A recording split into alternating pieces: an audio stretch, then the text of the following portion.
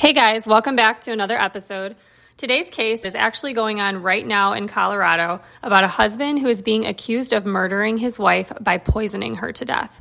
Wait until you guys hear all the disturbing details that we know so far. Let's get right into it.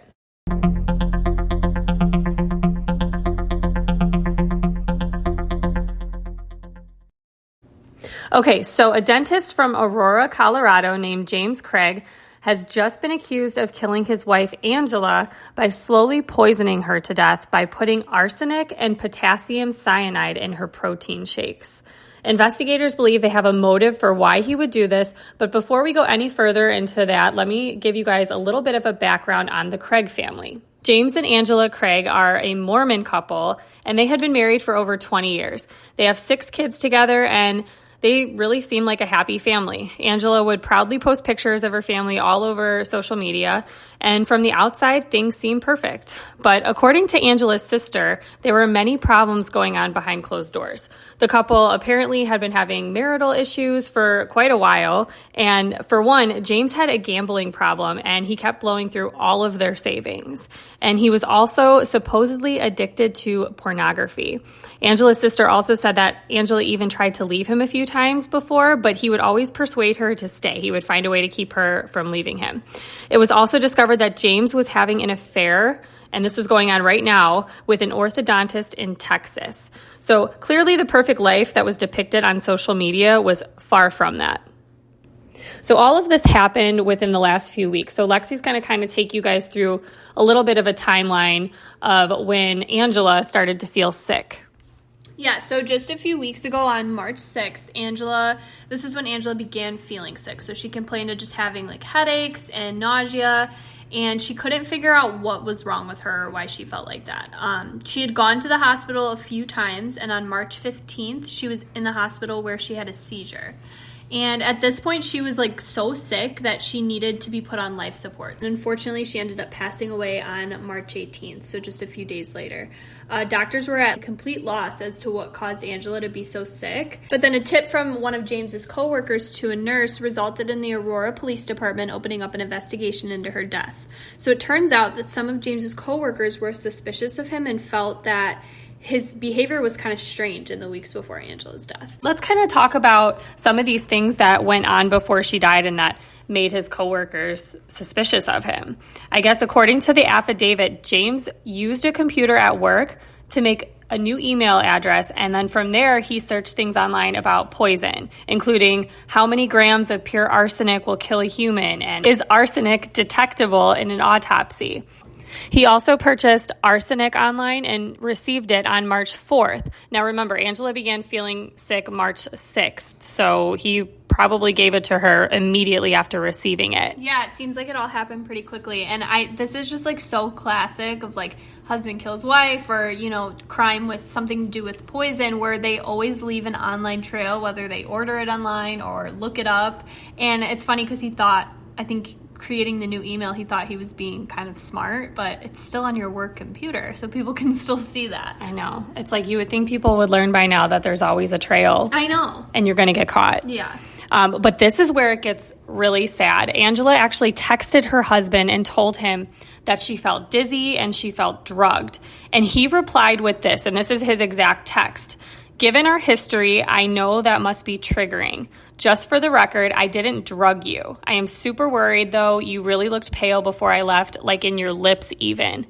That's such a weird thing to say. Like, I would be immediately like, red flag. Why is he all of a sudden jumping to, I didn't drug you? What? Right, and we're going to get into the history in a minute, but it's just, even with the history, this is such a weird thing to say. Because when you're describing to your husband or to anybody that you're feeling sick, why isn't your first thought, oh, you're probably sick, or you probably have COVID or a cold or something? I don't know. Like, that drugged isn't the first thing you jump to. That's really, really weird. But there is a reason, and there's a reason why he probably came back with the response that he did. It actually turns out, according to Angela's sister, James had actually drugged Angela before in the past when he wanted to prevent her from stopping him from killing himself. So this is something that he has had experience with. This isn't the first time that he's drugged her. Yeah, so it seems, going back to the text, it seems that's why he said that. But again, I don't know. It's just so weird to me. I'd be like, why is that the first thing? Because that's a completely different situation. You know what I mean? Not that it's right that he drugged her then, but circumstances were different. But I don't know. It would still be weird to me if he said that. Yeah, and I wonder if she thought in her mind, is he drugging me? Did he drug me? Yeah, and then she probably went back and was like, no, there's no way. Like, we're fine. We're past that. Yeah, I mean, you're with the person. They were together for over 20 years. So that would be the person you would least expect would hurt you. Mm-hmm. And then here he is doing these awful things. Right. So her sister explained to the police that James had drugged her before. This is something that, happened a few years ago. And then the texts go on. James asked Angela if she's eaten anything. And she tells him she had her protein shake. And this is what supposedly the poison was in. And over the next few days, Angela was in and out of the hospital just trying to figure out what was wrong. And at the same time, James is ordering all these poisons, and he ordered a toxic plant extract called oleandrin, I believe that's how you pronounce it. But that package was actually never delivered. I guess FedEx intercepted that one. But other things were delivered. He ordered potassium cyanide, and that was delivered to his dental office on March 13th. And this is when James's coworkers were starting to get kind of suspicious, and they were putting things together because they knew his wife had been sick. And now he's having these poisons delivered to his office. Why? Why? There's no need for them there. Why would he be ordering poison and having it sent to the office? Yeah. So they were starting to connect the dots. And James had also been vocal in the past to some of his coworkers about some of his personal issues, like within his marriage and his financial problems. So he's expressed these to these people. So they knew that the couple was having issues already. Right. So all of these things, they raised suspicions. And then when Angela was in the hospital for the final time, where she ended up passing away, one of James's business partners told a nurse about his concerns that James may have been poisoning his wife. And this is what led to police opening an investigation. And in their investigation, they were able to find all of those searches James had made about poison. They found out about the poison deliveries. They found out about the couple's marital problems and about James's affair. And they also discovered more heartbreaking text messages between James and Angela during her last few days. James texted Angela, and this is exactly what he texted: "Baby, I love you so much. I wish I could stay up 24/7 to be with you." He was constantly texting her, asking her how she was feeling, asking her if she was getting worse. Like he always wanted to know if, she was getting any better, or if the doctors found anything, just like almost overly concerned. And she replied back with, "I love you too, baby. Thank you for handling so much. Maybe someone will figure me out tonight." That's just so sad and so heartbreaking. She's like almost completely oblivious to what he's doing to her. Yeah, it doesn't seem like she knew at all or like had any red flags. No, it seems like she totally trusted him.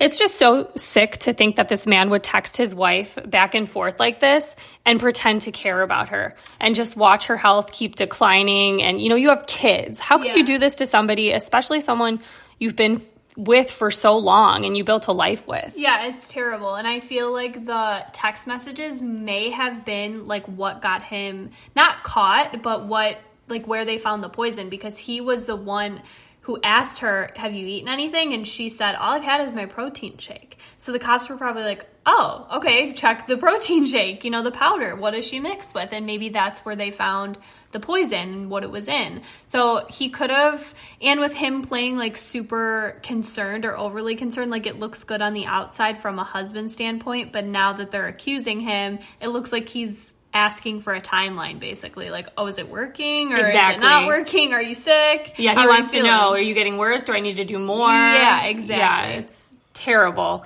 When investigators questioned James about all this, he actually tried to explain away the potassium cyanide, saying it was Angela who asked him to order it for her, which makes no sense. But he said he didn't actually think she would take it. But according to the affidavit, James had said that Angela had been suicidal and that he had to actually save her a few times before.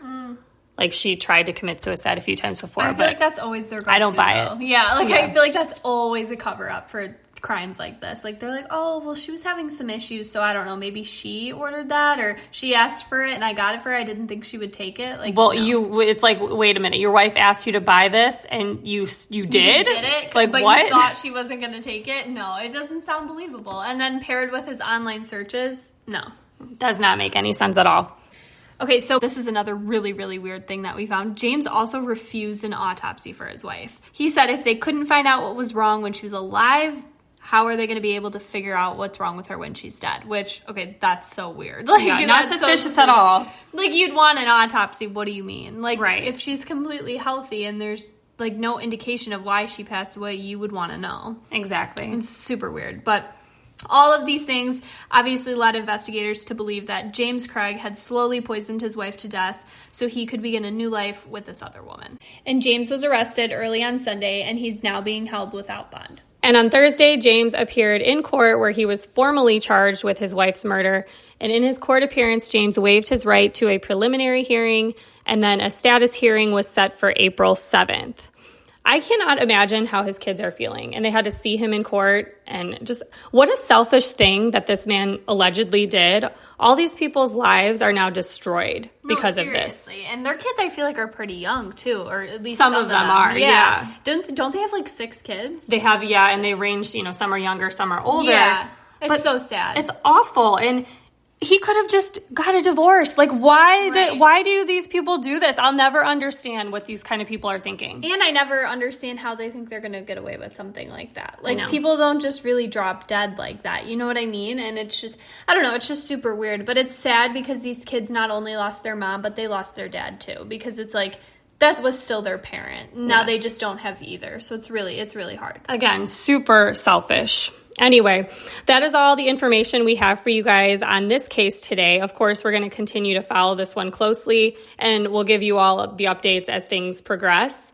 Once again, thank you guys for listening. We wanted to let you know that there will be a little bit of a schedule change of when we will be uploading new episodes. As of right now, we're going to be uploading a new episode every 2 weeks instead of every week. Both Lexi and I kind of have a lot going on in our personal lives, so we had to make that change just for now. And it'll probably stay that way up until we're thinking Brian Kohberger's trial in June, because at that point, we'll most likely be uploading a lot more just to keep you informed on all the details going on in that trial. Definitely. All right, guys. So we'll be back with another episode in 2 weeks. Until then, stay safe and have a great weekend.